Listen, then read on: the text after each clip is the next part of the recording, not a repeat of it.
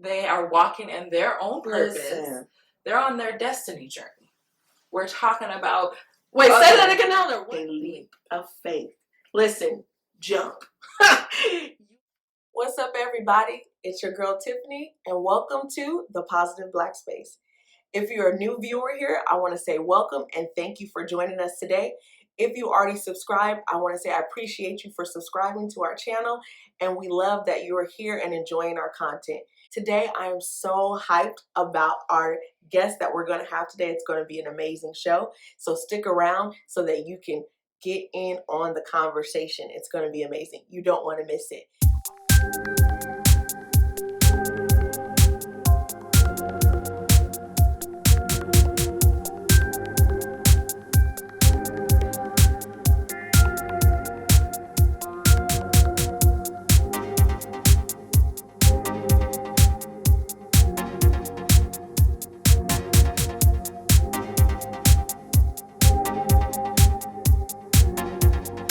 I am so excited about today's show. Like I told you earlier, we have a special guest with us, and I am super hyped. If you saw my other video before, if not, pause right here. Go watch that video so that you can know what we're doing today. In that video, I discussed that we're going to start a series here on this channel called Take the Leap. And this particular series is going to highlight certain people that are within the Black community that have done something major to change their life. And this person that I have here today really took a life change, and I want her to share her story with us because I feel like it's going to be very inspiring, uplifting, and you're going to learn, you're going to grow, and you're going to feel empowered by her story. I'm telling you right now. So today we have with us today one of my very good friends. I'm so happy that she said yes and decided to join us today. Mrs. Richelle Rivas is here with us today. She is a wife, a mother, a career woman. She has 2 degrees, baby. She has a bachelor's and a master's degree, and she is just killing it every day and amazing. So I'm so glad to have you here today, Richelle. Thank you. Thank you for joining us. Also, I mean, did I forget anything? Did you want to add anything to the list of amazing qualities that you have to offer to the world? Well, I think you did a great synopsis. You know, there's some other things in there. You know, there is more than 2 degrees. Oh, well, let correct me, okay? Let them know that you are educated Black queen out here. So break it down for us. Let us know. So I have actually 2 AA degrees. All right. I have a bachelor's degree and a master's, so 4 in total. Listen here. This is what I'm talking about. I told you I'm bringing excellence to you. So you need to know and hear what she has to say. And now let you know her journey hasn't been one that's just been simple and easy. So those of you out there that may feel like, hey, I don't know how I'm going to get it done. I don't know if I can do it. This is a prime example. She is a prime example of what it is that when you take a dream, you think about it, and then you go for it, what will happen? I'm telling you right now. Also, she's a powerful woman of God, so we know she's going to drop some gems for us today. So, Richelle, just like I said, you know, when I reached out to you, I thought you were a perfect candidate just to talk to us about taking a leap of faith. I know many years ago, you did something that I truly admire. I haven't done it yet. I mean, I've moved places, but she made a huge decision, a life-changing decision that actually, you know, catapulted you to get to where you are today with these 4 degrees and a career woman and living your life the way it is now. I want to kind of take us back into that time, if you want to think about your journey so that the people can understand where you come from. First, where did you move from, or where did you grow up? I grew up in between 2 towns, so they're both small towns from Central Valley. One is primarily Las Vegas, California, and then back and forth between there and Dos Palace, California. Okay, so talking about those 2 cities, tell the people, because, you know, when I first met Richelle, I was like, you came from where? What is that? What does it look like? So kind of explain to them, like, what the town is like and what that was like growing up there compared to city life and people that are from other places, right? Because those are small towns, right. So it's a huge difference. So when you talk about Dos Palace and Las Vegas, for the most part, when you mention it to people, it's not on the map. You'll pretty much see just small town living. Mhm. Everybody knows everybody. Right. So everybody in your business.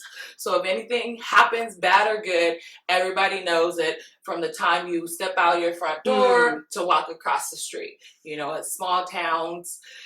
And yeah, I've been there once, and I was like, I thought I left the whole world. I'm just going to tell you right now. I've never been in that type of living. So it was small, but it is actually like, I wanted them to know where you come from so they can understand when you're going from one place to another, like you really made a huge transformation, not just in how your life changed, but just how the shift of communities. Right. Like it's just totally different. You have more, I'm sure there's less opportunity there, Oh, less absolutely. growth, like, you know, versus what it is now. Absolutely. Would you say? You're talking about no movie theater. You have to travel for miles if you want to go to a skating rink, if you want to observe theater arts. You know, none of that was ever in arm's reach for me. You know, I pretty much just grew up playing in the street, you know. Before you even had you travel anywhere, experience anything, that's all you knew, right? You know, occasionally, summers we would come to Fontana, California, but that's pretty much it, to see family. That was our one opportunity to go to a theme park. So you kind of had like the sheltered view of what life is and what it could be and what it looks like. Yes. Okay, so I just want to, so you can connect with the story, because I'm sure there's people out there who are like, I'm from nowhere, California, or from nowhere, New York, or from wherever it is that you feel like, and you might feel like this is all there ever is going to be. But you know that looking at you now, that there was so much more that God had in store or in planned for your life that you couldn't even probably see it at that time, right? Absolutely not. At that time, I honestly didn't even think there was anything else. You know, I was comfortable in that life. You know, that's all I knew. I was raised that way. So this is all there is for me, at least at that time. I thought there was. So I was just going through a routine, you know, playing with my cousins, playing with the neighborhood kids, swimming in canal banks. Yeah. That was our life. Right. And I'm sure it was joyous, but also you've experienced some hardships through that process as well, right? Yes. So do you want to like kind of talk to us about how that, with those experiences with you as a child as well, the hardships that you've experienced? The hardships that I experienced as a child is that from as far back as I can remember until about the end of grade school, you know, I grew up with parents that were addicted to drugs, you know. So I spent a lot of time between my grandmother's house and my parents' home. Spent a lot of time, you know, being home alone, responsible for my two younger siblings. I was gonna say, you were the oldest child too, right? Okay. The oldest child. So, you know, you're talking about being home at 9 years old with two younger siblings on a regular basis. That's what I knew. By the time I was 9, I knew how to braid hair because I had gotten to a point where I was seeing school pictures and it was horrible. Wow. And, you know, to experience that and to be teased by the neighborhood kids and the kids at school, that was very painful. Yeah. So I had, if I wanted, even in that small town, if I wanted something different, even as far as my appearance, I had to adapt and learn things that maybe other children didn't learn at the age of 9. I knew how to cook full course meals at 9. I knew how to braid my hair, my sister's hair. Like my siblings went wherever I went. Yeah, listen, I don't even know how to braid hair now. So at 9 years old, I could only imagine what that had to be like. And even thinking about that and the responsibility, did you feel like a weight of responsibility? Like, I have to shoulder this, or just because of circumstances, it has to be this way? I would say both. You know, at that age, it became my responsibility. Like early in life, I developed this perception that I had to take care of everybody else. So even at 9, when I developed that, it was ingrained in me. Yeah. Everybody else was first. Yeah. My sisters was first. And then that grew as even in my adult life as something that I had to overcome. Wow. I mean, that's a lot to unpack. And we'll get back to that. But moving through your childhood to like your teenage years and into adulthood, because I know around about what time did you decide to move from up north down here? When I moved from up north to here, I was 24. Wow. And okay, so let's talk about because I know during that time when you made the decision to move, a lot of things were happening in your life. So you had went through junior high school. You're dealing with a parent with substance abuse. You're growing and maturing as a woman. And what with that, what ideologies did you learn about yourself, or what did you have to, or things that came upon you as you were dealing with all of that, as far as like any insecurities or any issues or things that you had to overcome? Well, there's a lot. Okay. So when you talk about issues, we'll talk about self-esteem, self-worth. Mm-hmm. I had none. Mm-hmm. So, and it combines with taking care of everybody else. Gotcha. There was, as far back as I can remember, there was no reinforcement or validation on who Richelle was. Right. Whether or not she was beautiful, whether or not she can do it. And yes, I had powerful examples in my life. Yeah. For example, my grandmother. One of the things she told me growing up, if you don't think you're beautiful, no one else will think that. But there was no reinforcement of that and no practical things to go along with that. Gotcha. So I didn't know how to carry myself. I always dressed in black. I didn't see myself beautiful outside of black. Yeah. And it was limited. Like, I took on things that you shouldn't. Yeah. At an early age. Okay. From junior high to high school, I was in places that I should not have been. From, house parties with boys, you name it. I was doing things that I should not have done. And I didn't think that I was worthy and that I deserved anything better than what I was doing at that time in my life. Okay. And did that transition into, because I know you got into a relationship and then ended up getting married, right? Yes, I did. And how did those feelings, how did that affect that relationship and you coming together with that individual? So when you talk about that, I met that individual when I was 17. I was 3 months from graduation. So, I always knew education was important.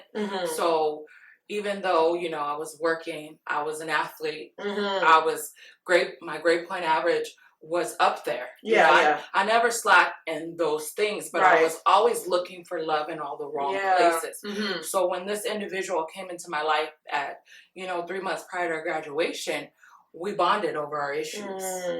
We both had mommy and daddy issues. So that was and looking back on that time, that's really all our conversation was.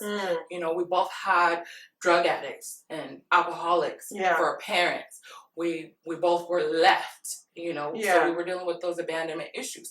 So what we perceived as love was really a bond over our issues. And so, being caught up and swept up in that, it led to, me having a child at 19. And, then there was he ended up getting addicted to substance abuse. So it was a generational thing. Your husband, your ex-husband. My ex-husband, my ended up first children's father. Yes, okay. He took on that same generation of addiction, being abused to substance. And we're talking about multiple substance and even harder substance abuse. And so there was a split, after my first child for about 2 years, because of I never wanted that. Okay, and so during that time, you were separated from him for a while? Yeah, for 2 years we were separated, and during that time he had been incarcerated. Okay. So he got clean, and of course, wrote the letters. I love you. I'm clean. I'll never do it again. So and I fell for it. Yeah. And then of course you wanted your family, and you have that. You want to build that a life. And that's another thing that developed from my childhood is that because I did not have a 2-parent household, I wanted that for my children. So that was another reason that once he was released, I took him back because I didn't want my children to grow up without a father. Yeah. So that was like a driving force. Yes. So it's like, hey, I want to keep my family together. Let's try to make this work. Yes. You know what I mean? So you're right. Okay, so and he comes back, and then you know, he starts dealing with the issues again, or what was happening during that time? And how old were you around about this time now? When he got released, I was 23. Okay, and you had already had. No, I take that back. I was 22. And you had your son already. I had my son. Okay. So we were within a month of reconciliation. I was pregnant with my second child. Okay, your daughter's is next. So now you're dealing with you're reconciling with him, trying to get through your issues. And so what was life like at this point? Like, now you're here, what is happening with you guys now? At this point, he relapsed. And so, you know, I was the primary caregiver for my family. So I'm working, and at this time I was going to school as well, trying to get my first AA degree. And it was very emotional. So, and that pregnancy was very difficult. I was sick all the time for the first 7 months of my pregnancy, which I attributed not so much to the pregnancy, but more so circumstances. Circumstances. But I was sick morning, noon, evening. I couldn't eat. I lost weight for the first 7 months of my pregnancy with my daughter. And also, during that time, I had found out that he cheated on me. Okay. So that tacked on more emotional turmoil. And I just kept saying the whole time that I was pregnant, because at that point, I was very emotional. I couldn't find it within myself to leave him. But I just kept saying, once my daughter's born, I'm done. Okay. And I would actually voice this to him, but because I had taken him back so many times, he didn't believe me. Right. Okay. And I just kept saying, because I was literally put on bed rest at 7 months. So I just kept saying, when she's born, I'm done. I didn't know what to do. I know I needed something different. And so I went, fast forward a couple months, I went to a conference with my now apostles there. And she spoke to me after the service, and, you know, just began to talk to me about what was going on with me. And she told me then that I could transition and leave the town and come to Fontana, California. And if I made that decision, that they would help me in any way possible. And so, you know, I just, at the point in time, I didn't make any decision. I just listened to her. And after that, I just prayed to God, and I asked him, if you get me out of this, I'll never go back. If you can just get me out of this. And fast forward a couple of weeks, I just, the Spirit of God said, now is the time. Yeah. I want you to pause right there. I want to pause right there, because I feel like that's a lot to take in a moment, because I feel like, you know, when we're at the pivotal moment in our lives where change is about to happen, because people out there can truly relate to that, and I know there's someone that connect to this moment, like, and this is the moment I feel like where it's like make or break. It's important for people to understand you might not have all the answers, right? And I didn't.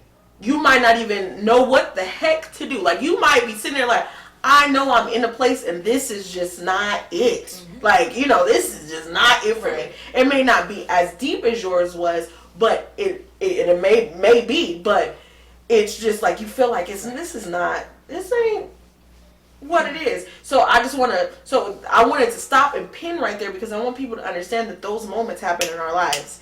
And those are the moments where you have to grab and say, okay, now's the time.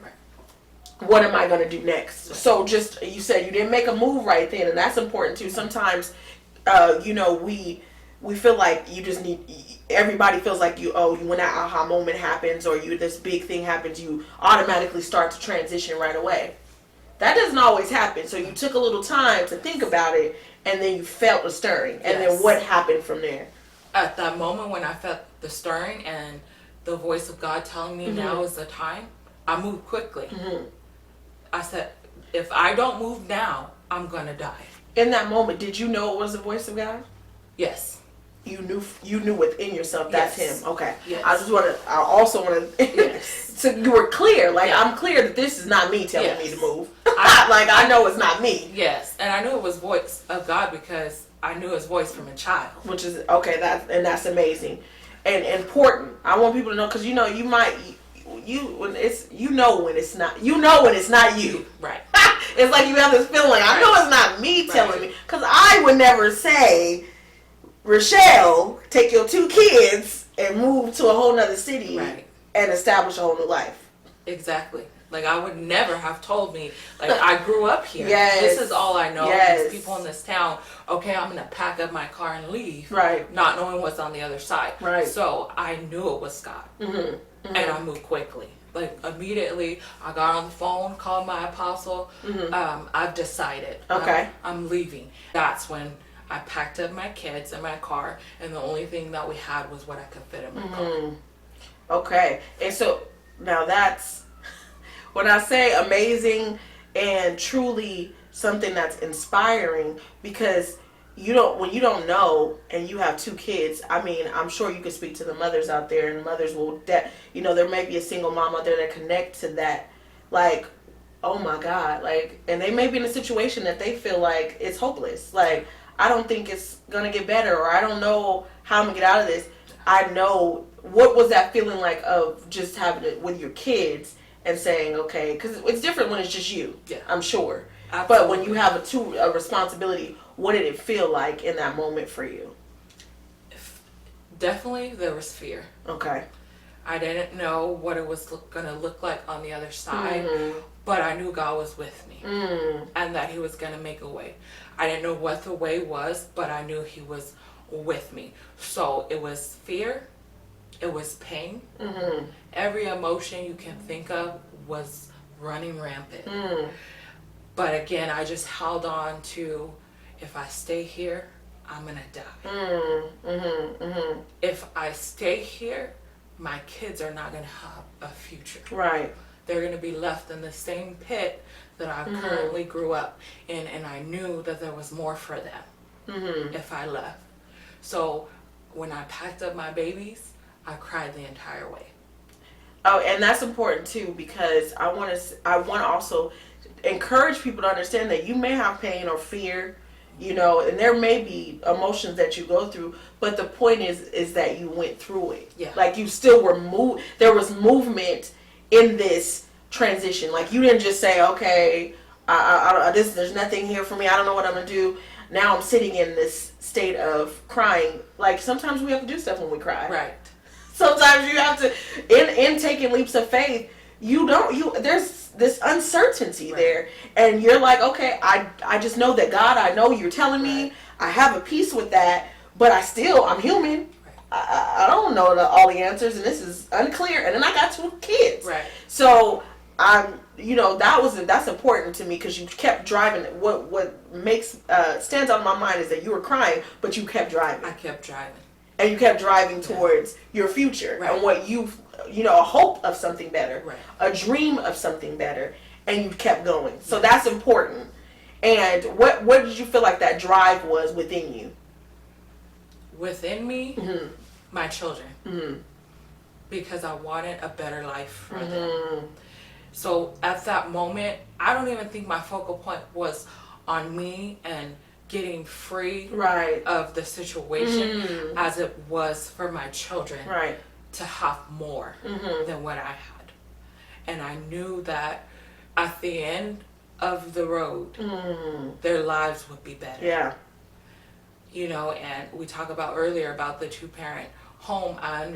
It was in that moment that I realized that He was not good for them. That He was worse for. It was worse for them if I stayed than if I left. Right. So they were my driving force. That's amazing. And so, how many years ago was that? 12. 12 years ago. Okay, so now this month. Wow. Like, listen, full circle. like God does things in divine. We believe in divine time and divine order. That I know, like, for sure that we believe in that. So everything is divine. I'm just like, okay, God, He seals stuff for a reason, and just to bring that up and know that it was this month that you transitioned. It was like new beginnings. Yeah. Let's go. Time to push forward. Yeah.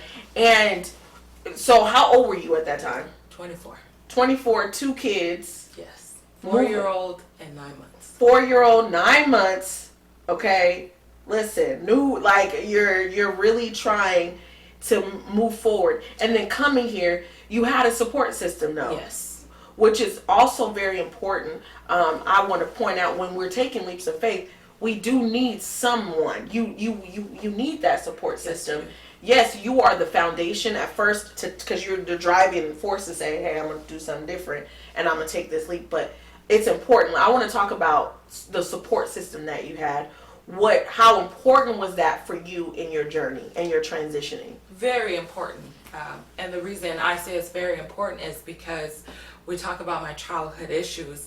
I was very protective over my kids, Makes sense. Growing up in a life of drug abuse and even, physical and emotional abuse, I didn't want my kids to take that on, to experience that. Right. So who I allowed around my kids was very important to me. So having that support system when already established when I arrived was amazing. Yeah. And it allowed me to breathe. Because for so long I wasn't breathing because I didn't know which way was up. So it was refreshing. Yeah, so it was safe. You felt a form of safety. Yes. And I talk about that because in the other video, when I talk about taking a leap of faith, there's a part where I speak about, when you're dreaming and you're moving forward and you speak your dream to a safe space, which is your support system, but there's safety there. Like you feel that I can now, like when you say I can breathe, I can like exhale because I feel I might not fully feel comfortable. I feel safe. Like I'm safe with these people. I'm safe in this situation, even though it is still difficult. Yes. Because mind you, the difficulty didn't go away. No. Okay. This is still a hard decision. This is still a major life change. And it's not just, you got a whole support and all your fears is gone, but it helps with the transitioning. Yes, it did. Okay. So you said 24 years old, a baby. Oh, remember those days? 24 years old. You're transitioning your life. Fast forward, you get here. What are some of the first things that you felt like you needed in your new transitioning to feel like life is moving forward? What are some of the pieces of the puzzle that you feel like you needed to feel as if, okay, now I feel like I'm making some kind of progress forward? I would say some of the pieces that I needed was healing. Healing. That's important. Yeah. Because coming from a place of being stuck and broken, I couldn't move forward without being healed. So I would say that was one of the things that I needed to move forward. Gotcha. To know that I could move forward. That this wasn't all to my story. Right. That's important. Yeah. This is a piece of your story. This is not the whole story. Right. And I think people need to know that. Like, you might be in a bad space, in a place of, or a space of just uncertainty, or you feeling like, oh my God, like, I don't know if this is going to change, or you might have transitioned like, what the heck did I do? Right. Like, did I hear you, Lord? Like, was that really you? Was it you? And you might be in that place, but healing and that process, give yourself time. And you had to give yourself time to heal. Because after you healed and you see yourself different, did it open your mind to what is possible for you? Absolutely. Yeah. Absolutely. So at that year mark, knowing and being in a new place, because that made it different. Because you come from a small town life where you don't see anything that gives you a glimpse of something better, to a new city where there's endless opportunities. Whichever way you decide to go, there's art, you name it. It was here. Yeah. So that also helped me understand that there was more. Right. So at that point, I remembered all my childhood dreams. Oh, that's good. Once you discovered who you were, got the healing you needed, now you start to dream. Yeah, I remember. And remember what Richelle thought about when she was 8, 9, 7. You start to remember that, hey, I did have dreams outside of what I'm experiencing now. So it was even on a much greater level, because I had an unhealthy perspective of taking care of people. But at the same time, here I am a year after my transition. I knew that I was gifted to help people in a healthy way. That's good. In a way that does not deteriorate me and take me to an unstable place. I knew how, or I started, I would say, developing boundaries. That's good. That's good. At that Listen, point. take that nugget. Healthy boundaries. Healthy boundaries will help you in your journey to getting to where you want to be, right? So now you're here, new perspective, new ideas.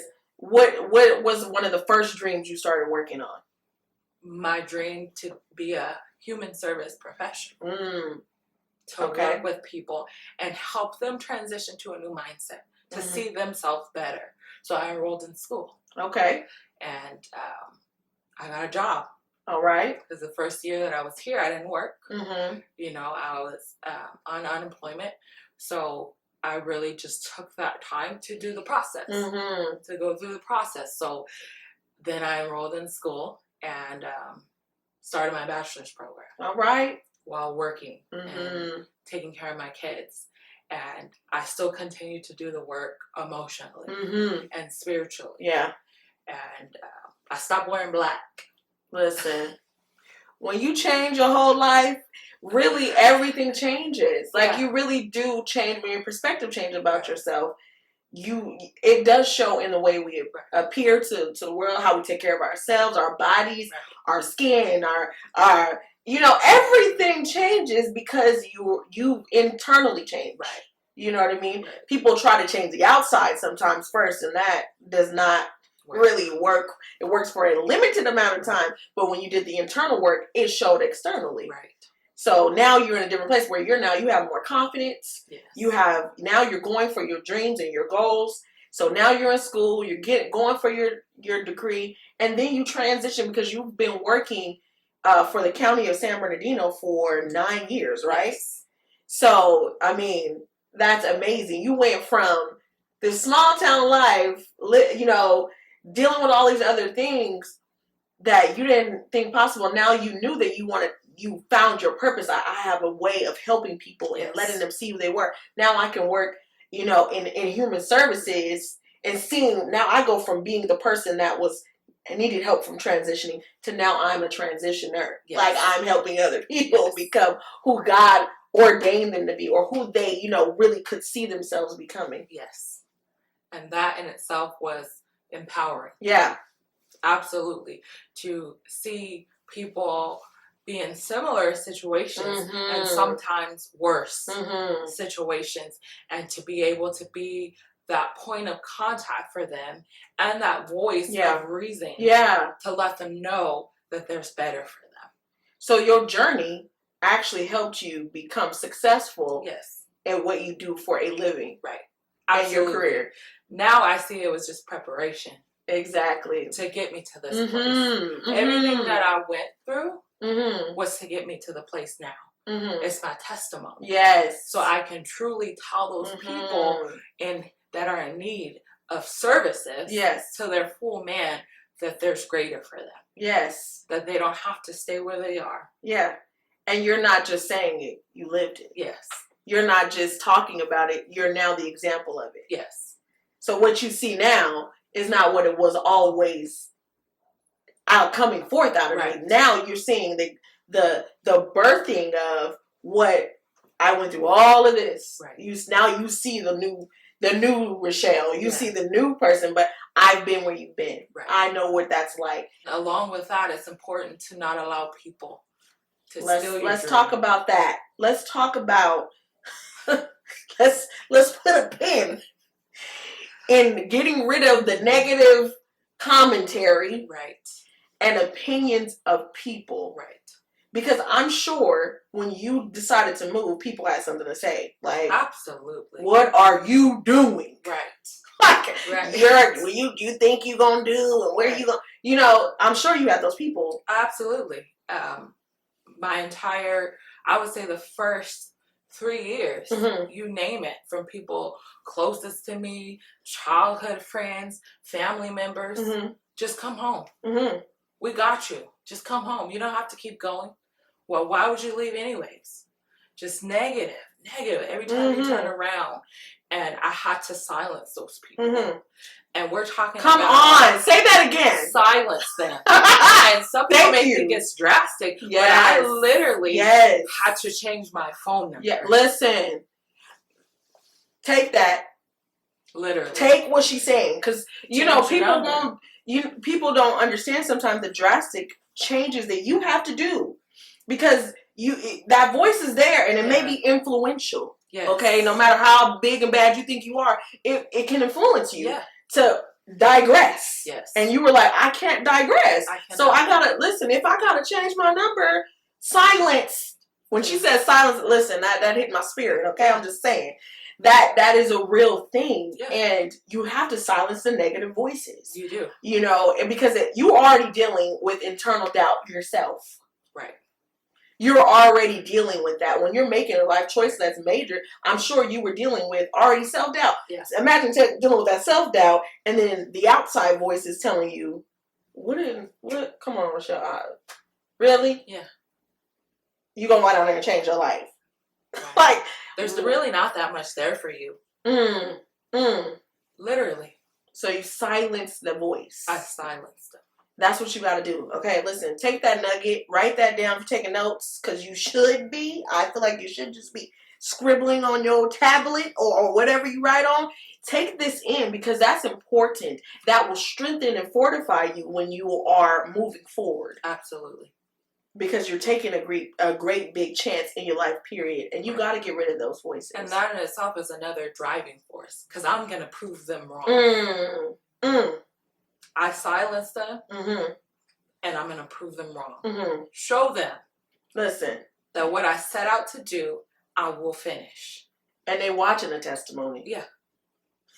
Live in you outside watching the testimony. Listen. Yeah. That's what you're going to see is the testimony of transition and where my life is going to progress to the positive. Yeah. It went from this negative life, like watch what happens, watch what God does in and through my life. Yeah. And I think that's important because there are people out there that may feel like, you know, everybody's telling me not to do X, Y, and Z. Don't listen. Listen, silence those voices. Everybody's, and this is another thing I said, everybody's not going to believe in the dream. Absolutely. They're just not. And it's okay. Because we're all on different levels. Listen, some people, their faith is not there. Right. And they dealing with their own issues. And they'll try to put that on you. Right. And so you have to just say, hey, listen, that's not, I can't take that within myself. Right. You know, I have to move forward. And one of the things that will help you silence the voices is to truly understand that everybody's not meant to go with you. Listen. People in your life are seasonal. Come on now. So once you truly understand that, you can't be stopped. Because and what you saying that, your circle then and your circle now is what? Completely different. Listen. Completely different. And everybody around you now is what? Spiritual friends. They know who they are. They are walking in their own purpose. Listen. They're on their destiny journey. We're talking about... Wait, say that again now. They're what? Their destiny journey. Write that down. And you name it. We're talking about business owners. We're talking about educated individuals, teachers, psychologists. Yes. That's my circle now. Yes. We're talking about, pastors, prophets. That's my circle. Mm-hmm. Those that also know who they are, their purpose, and they are an encouragement in my own purpose. Yes. They support. Yes. They're linked. We're spiritually connected.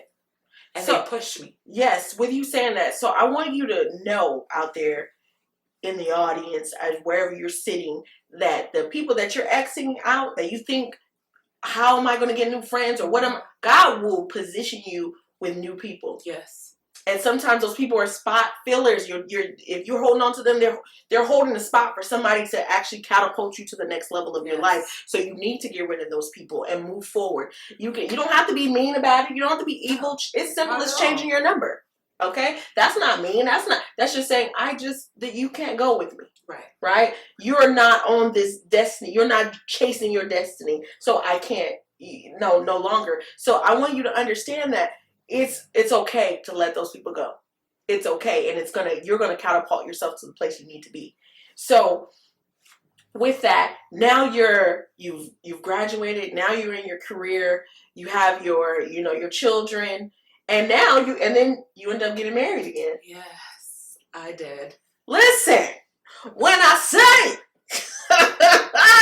when your life changes and when you don't I'm excited to say that when all those people or all those things that you held on to or we hold on to are in our lives, and we're thinking it's not going to be totally different and it can't be any better than this. It can be. It absolutely can be. And every facet of your life, every area, can be full. Absolutely. Wholeness. The key is to have God at the front of it. Exactly. With God first, everything else falls in line. So to be here and now married again, and the crazy thing about it was when we got engaged, it was the 7th year of being divorced from my previous spouse. I'm telling you, the way that God works. Listen, we can't even set it up any better. Like, listen, we think we so smart and wise sometimes. It's like, nah, God be blowing our minds. You know what I mean? And I think that is major. Like 7 years. You didn't, and listen, I know her, so we've had conversations where I knew her before she got married again. So you were in I don't know if you didn't know if that was going to be something that I didn't even know if I wanted, or if you wanted it, just based on even your past experience. Going through all that. That's a whole nother leap of faith that you took. So we're talking about leaps. Yeah. But that's another leap. So, and then that happened, and you were like, okay, Lord, I'm opening myself up to this possibility. Right. But even in that, God had to tell me He was the one. Listen. Because I was, like I said, I was living my best life, honey. We know. Traveling. Not crazy, but not that kind of best life. The holy best life. Okay. She's a woman of God. Eating of the land. Yeah. Traveling. Enjoying your life. Raising your children. Seeing successes. Promoting within your career multiple times. You're seeing the board, getting things that you never thought you would experience. Being able to touch ground and land that you never thought. If you would have stayed, you wouldn't have experienced. Yeah, I would have missed out. Wow. On what God had for me. Wow. In every area of my life. We're talking about career, spiritually, husband. Yes. A new baby. Yes. I would have missed out on what God had for me. Yeah, definitely. And that's what I want to just really hone in on the possibilities. Yeah. Know that it's possible. Greater is there. Yes. It just takes steps to get there. It takes time to get where you want to go. You need to be patient with yourself. Yes. Like you gave yourself time to heal and grow. And all of that is a part of the process. And that taking leaps of faith in our journey, it's not always easy. As Richelle, beautifully explained her life and her journey in life, you saw that it was full of ups and downs and, things that were weighty, but she got through it. Yeah. And you actually took the steps to move forward. Yes. I feel like that, the work. Listen, taking leaps of faith is not just one day you wake up. No. It's not always like that. Like you just wake up and you just there. No. Listen, oh no, I'm here. I'm just going to jump and do something. Things take time and it takes a process, but you can get there and you can be everything that God purposed you to be. And just having you here today to share your story was amazing. To see the woman that you are, I'm so proud of you. I'm so blessed to know what God has done in and through your life and your journey. I know it's far from over. Yes. But I know that it is amazing to see what God has done thus far. Right. And that you are a true testimony to someone out there of the greatness that can happen when you take a leap of faith. Listen, jump. You'll get there. God is with you. Keep him first. Yes. Know that he's able to do anything and anything that you can even imagine or dream, even beyond that. That's what the word says. So with that, I want to thank you for being here today and sharing your story with us. If anybody wants to talk to you, or Richelle has a major testimony and she can really help you, and really guide you. And if some people may want to talk to you, where can they reach you out on socials? Just so they can just, what's your Instagram? Give people your Instagram information. They can just DM you. Maybe they have questions. Absolutely. So it's Lanae, LANAE _1984. All right, and I will make sure that I put that in the description box below so that you can reach out to Richelle. You can also reach out to us, of course, at the Positive Black Space. If you have any questions for Richelle, or you want to see her back on the show and we could do like a Q&A session and talk about some things. If you have more questions about her life, we would love to connect with you. Comment down below. What was your favorite part of the story? What did you connect with? How did she, her journey is seeing her sleep out and walk into her destiny and purpose. How did it affect you? How did it inspire you? I know that it did. I know I'm inspired. So I want to hear from you. We want to hear what you have to say. You can talk to us, and we are so glad that you came to join us again today. And if you're new here, thank you so much for sticking to the end of this video. If you stayed this long, won't you go ahead and hit that subscribe button? Go on and smash it, girl. Go ahead and smash it, bud, because you know you love our content here. And just to close it out, listen, I know the world is crazy. We know that there's so much happening in the world right now, but I want you to know that it is always great to be positive. And to all our Black queens and kings out there, remember to be bold, be beautiful, be strong. We love you. See you again.